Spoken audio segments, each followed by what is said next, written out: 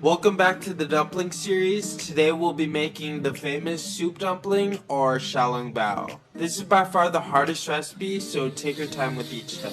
To get started, soak pork bones and hock in cold water for at least 4 hours. Blanch the bones, then rinse them under cold water and add it back to a pot along with pork skin, ginger, green onion, bay leaves, Shaoxing wine, and water.